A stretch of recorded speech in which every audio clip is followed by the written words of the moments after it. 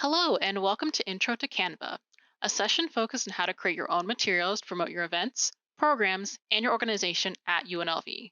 My name is Melissa Taylor, and I am the Publicity and Graphic Design Coordinator for Student Involvement Activities here at UNLV. In this presentation, we're going to be going over tips to feel more comfortable creating content in Canva to promote across campus. Canva also has many different tutorials to utilize their platform to the highest potential. However, for the purpose of this presentation, I want to focus on ways to get started creating. So let's get started on the foundations of how to create in Canva, focusing specifically on what to incorporate in your flyer for promoting your event, program, or your organization. For those who are new to Canva, Canva is a free online platform to create various marketing materials in different sizes for a variety of platforms. In this session, I will be demonstrating the capabilities of the free version of Canva. There is a premium paid version of Canva that allows you to do more, but is not necessary for creating your materials. So let's go ahead and get started by making a quick social media flyer.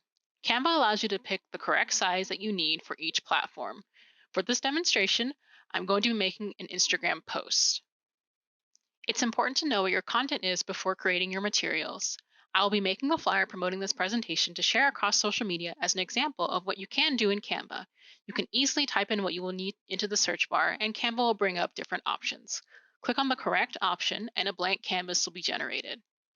It's important to name your file for future reference and to be able to pass along to other members contributing to designing.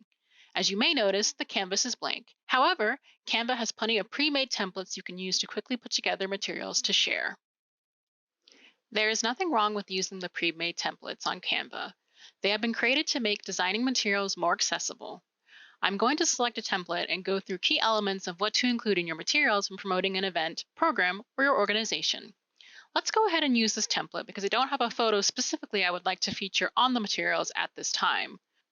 As you're creating your materials in Canva, a couple of crucial elements to include is a title of the event or the program, a date, a time, a location, whether that's virtual or a physical location, a brief description of the content and what your event and or program is about, appropriate logos, and include ways to contact or ask questions. As displayed on this template, I have the information for this specific presentation on the graphic. Let's go ahead and break down more elements of what is needed on materials to successfully distribute information. I changed a few things in this template to fit the needs of the content, such as changing the background color, adding one small graphic, and I also added our department's logo. This basic template is efficient in several ways. It uses a maximum of 2 fonts and ensures all fonts are legible. This is probably the most important aspect of anything you will create. Use common language when describing your event, specifically trying to avoid too much slang, as that may not be universally understood across many different backgrounds. Use levels of visual hierarchy, focusing on the areas where you would like your audience to read first. For this instance, I would want the title of the presentation to be the first thing read, therefore, it is the largest text on the flyer. Use short, concise sentences for descriptions. Lengthy text descriptions are not necessary on the materials. That can be added in the description of the social media post if applicable. Use space wisely. It's absolutely fine to have white space, such as is evident in this template. In the last part of this presentation, I want to talk about what to avoid when creating.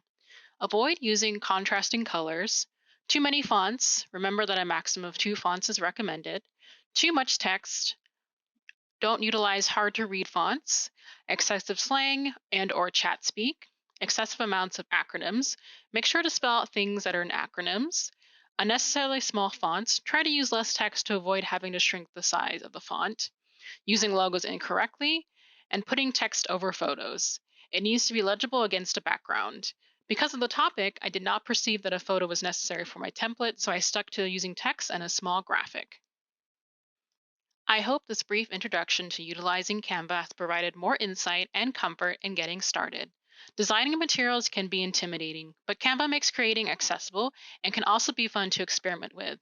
Remember to use templates to your advantage and check out Canva's more in-depth tutorials around how to utilize more tools on this platform. For more resources for your RSO, we have posted helpful tips on our YouTube channel.